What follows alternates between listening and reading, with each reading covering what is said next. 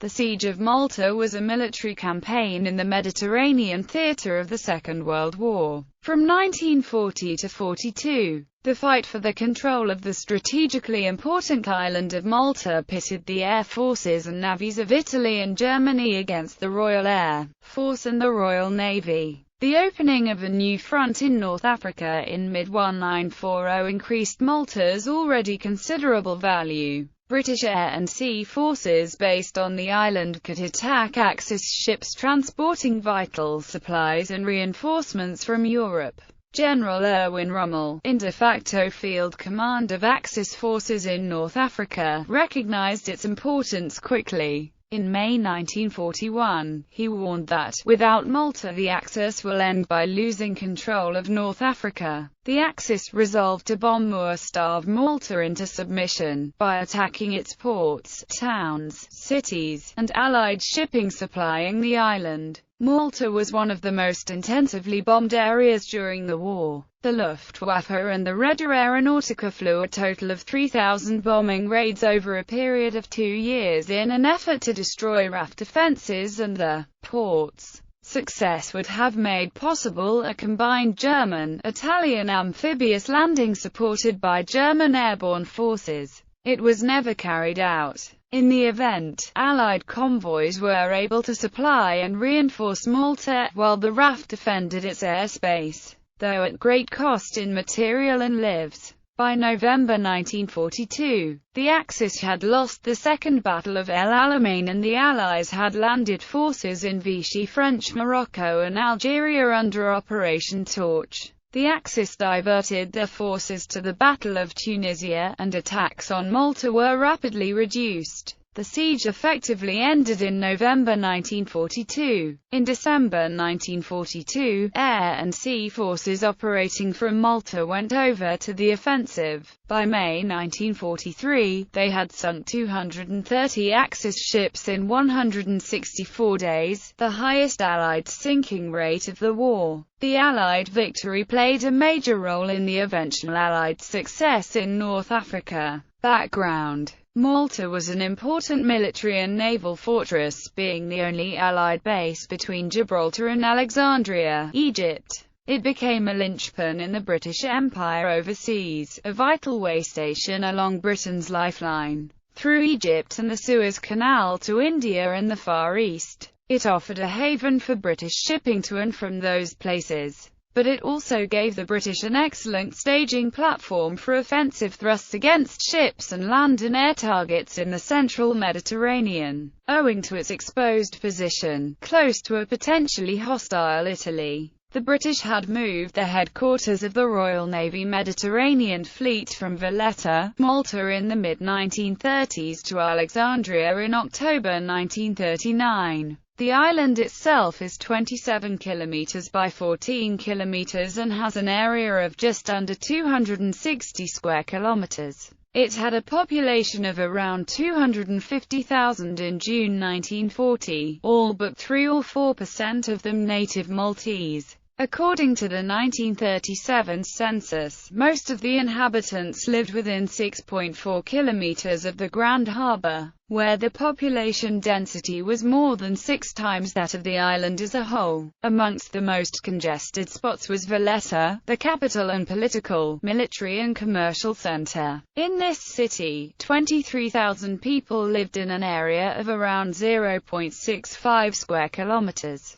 Across the Grand Harbour, in the so-called Three Cities, where the dockyards were located and the Admiralty had its headquarters, 28,000 more were packed into 1.3 square kilometers. It was these small areas that absorbed the heaviest, most sustained and concentrated of aerial bombing in history. The state of Malta's defences was poor, verging on non-existent. This stemmed from a pre-war conclusion that the island was indefensible. The Italian and British surface fleets were evenly matched in the region, but the Italians had far more submarines and aircraft. The British, in particular the Admiralty, had to protect the Suez Canal with the Mediterranean Fleet, under Admiral Andrew Cunningham, and Gibraltar with Force H, under Vice Admiral James Somerville. In October 1939, the Mediterranean fleet was moved east to Egypt, practically stripping the island of its naval protection. Just the Monitor Terror and a few British submarines were left to defend the island from the sea. When the Maltese government questioned the British rationale, they were told that the island could be defended just as adequately from Alexandria as from Malta's Grand Harbour. This was not true, and the Maltese suspected Britain's commitment to defending the island was not as strong as it could have been. While there were concerns that the island, far from Britain and close to Italy, could not be defended, the British decided in July 1939 to increase the number of anti-aircraft guns and fighter aircraft on Malta. The British leadership had further doubts about whether to hold the island in May 1940 when French Prime Minister Paul Reynaud reported that the situation in France was dire, but that Italian dictator Benito Mussolini might be appeased by concessions, including Malta. After some discussion, Winston Churchill convinced the British War Cabinet that no concessions should be made.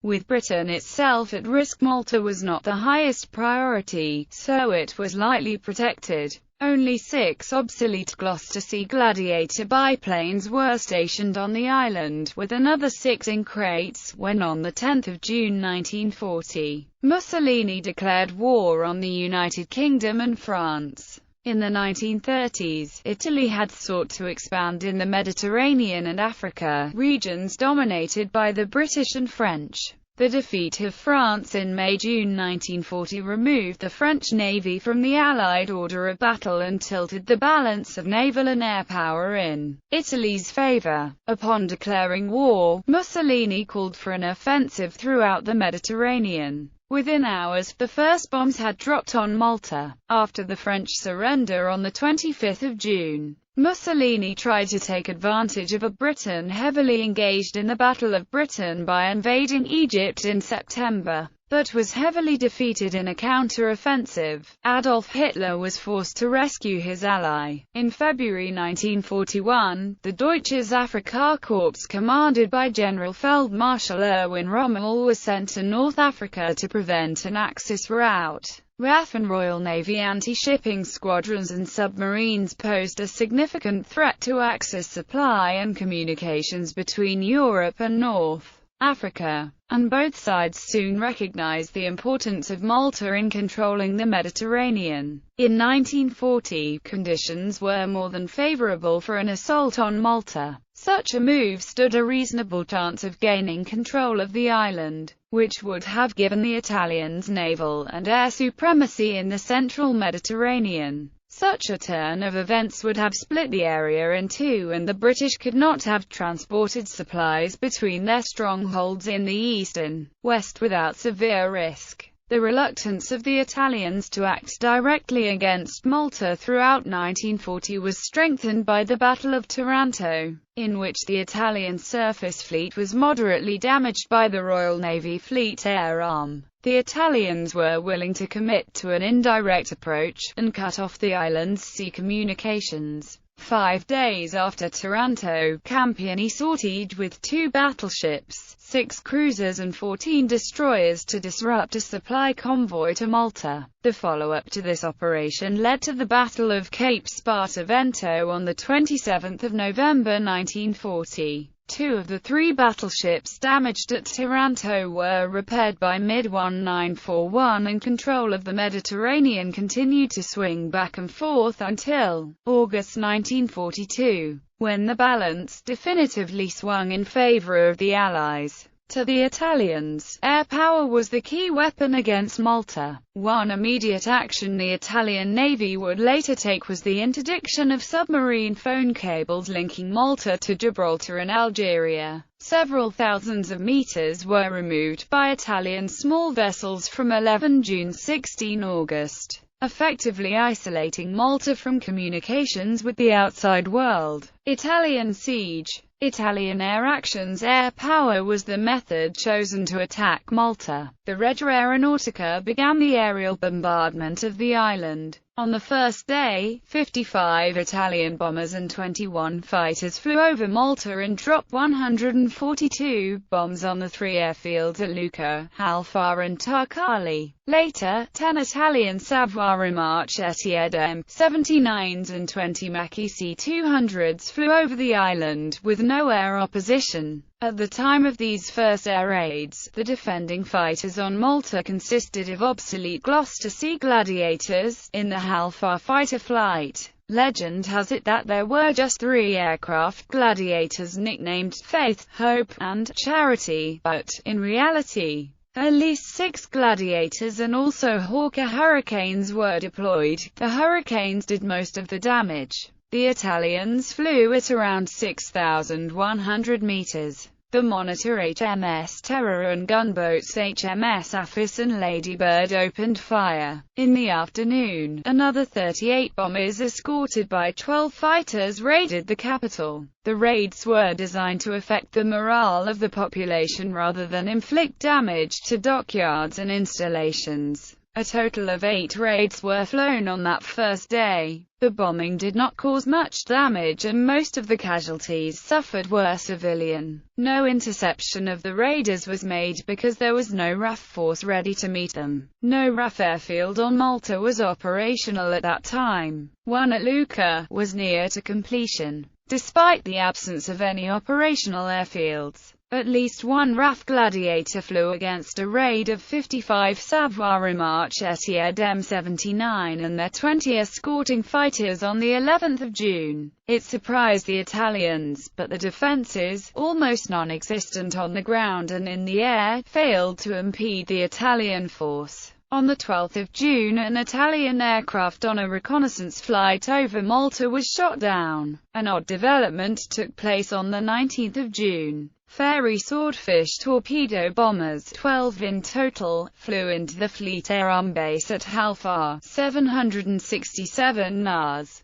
Having escaped from southern France following the French capitulation, they flew to the French colony of Tunisia, but insecurity compelled them to seek friendlier surroundings. The FAA aircraft were to form the nucleus of what was to become 830 Naval Air Squadron, providing Malta with its first offensive strike aircraft. Before June was out, they raided Sicily and sank one Italian destroyer, damaged a cruiser and knocked out oil storage tanks in the port of Augusta. By the start of July, the Gladiators had been reinforced by Hawker Hurricanes and the defences organised into No. 261 Squadron RAF in August. 12 aircraft were delivered by HMS Argus in August, the first of several batches ferried to the island by the carrier. A further attempt to fly 12 Hurricanes into Malta on the 17th of November, led by a FAA Blackburn Skua, ended in disaster with the loss of 8 Hurricanes. They took off too far west of the island and ran out of fuel, and several pilots were lost. A further 2 Hurricanes crashed, with one of the pilots rescued by a short Sunderland flying boat. The arrival of more fighters was welcome. After just 8 weeks, the original force of Hurricane units were grounded owing to a lack of spare parts. By the year's end, the RAF claimed 45 Italian aircraft shot down. The Italians admitted the loss of 23 bombers and 12 fighters, with a further 187 bombers and 7 fighters having suffered damage, mainly to anti-aircraft artillery. Later in the war, No. 261 Squadron suffered badly from attacks by both German and Italian aircraft, and when a relief squadron arrived in Malta, the squadron was disbanded, and the remnants were absorbed into No. 185 Squadron between 12 and the 21st of May 1941. Italian invasion plans. In 1938, Mussolini had considered the invasion of Malta under Plan DG 1042. He envisaged the use of 40,000 men in its capture. He accepted the loss of nearly all 80 purpose-built seacraft that would land the Italian army ashore. Landings would be made in the north, with an attack upon the Victoria lines which lay across the center of the island. Secondary landings would go ahead at Gozo, an island adjacent and north of Malta, as well as the tiny island of Camino, which lay between the two. The entire navy would be involved, along with 500 aircraft. However, the lack of the means meant the planners did not believe the operation could be carried out.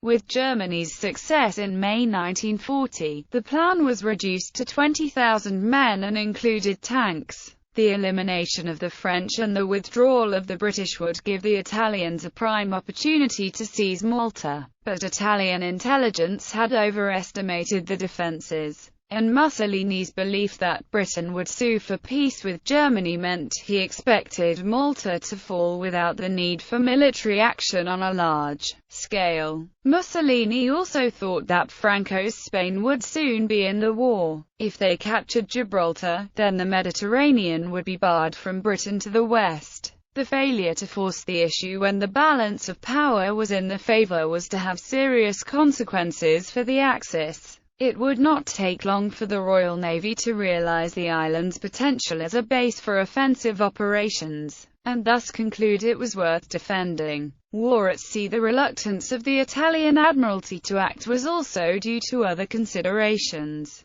The Italians believed they could keep the Royal Navy's fleet of aging battleships bottled up in Alexandria. Another factor was the lack of crude oil. The Germans took most of the oil from Romania and left few resources for Italy to pursue large-scale operations in the Mediterranean. Not only did this preclude any large-scale naval operations, it also left the Italians without adequate fuel to hone their combat skills at sea. By the start of 1941, total stocks meant only 7 months of fuel could be guaranteed. But British confidence was eroded when aircraft began to dominate the actions at sea later on in 1941 and 1942. Cunningham brought to light the reluctance of the Italian Navy to engage by probing their defences. On 9 July 1940, the Battle of Calabria was the only time the main Italian and British fleets engaged each other. Both sides claimed victory, but in fact the battle was a draw and everyone returned to their bases as soon as possible. It confirmed to the Maltese people that the British still controlled the seas, if not from the Grand Harbour. This was confirmed again in March 1941, when the Royal Navy decisively defeated the Italian Navy in the Battle of Cape Matapan. The Italians had been heading to intercept the British convoys transporting reinforcements to aid Greece in the Greco-Italian War. The naval contest in the Mediterranean between the British and the Italian navies is generally considered to have been a draw.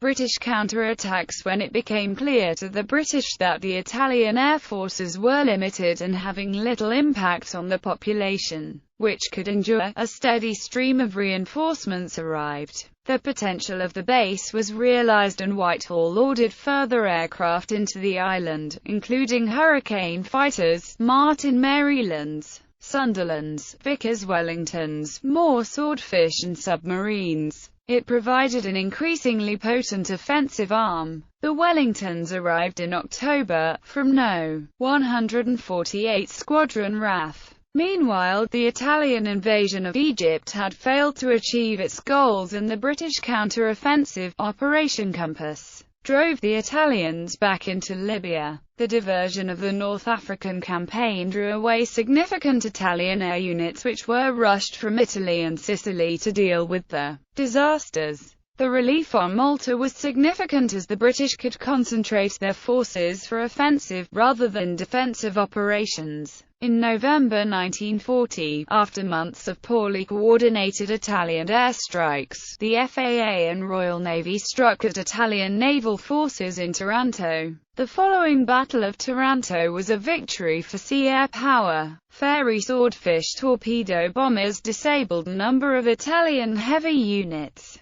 The withdrawal of the Italian fleet to Naples, out of reach of British aircraft was a strategic victory which handed naval supremacy to the British for the time being. The Royal Navy's submarines also began a period of offensive operations. British U-class submarines began operations as early as June. Larger submarines also began operations, but after 50% losses per mission, they were withdrawn. U-class submarines operated from the Manoel Island base known as HMS Talbot. Unfortunately, no bomb-proof pens were available as the building project had been scrapped before the war, owing to cost-cutting policies. Simpson to command the unit. Administratively, the 10th Flotilla operated under the 1st Submarine Flotilla at Alexandria, itself under Cunningham. In reality, Cunningham gave Simpson and his unit a free hand. Until U-class vessels could be made available in numbers, British T-class submarines were used. They had successes, but suffered heavy losses when they began operations on 20 September 1940. Owing to the shortage of torpedoes, enemy ships could not be attacked unless the target in question was a warship, tanker or other significant vessel. The performance of the fleet was mixed at first. They sank 37,000 long tons of Italian shipping, half by one vessel, the submarine HMS Truant. It accounted for one Italian submarine, 9 merchant vessels and 1 motor torpedo boat. The loss of 9 submarines and the trained crews and commanders was serious. Most of the losses were to mines. On 14 January 1941, U-class submarines arrived, and the submarine offensive began in earnest.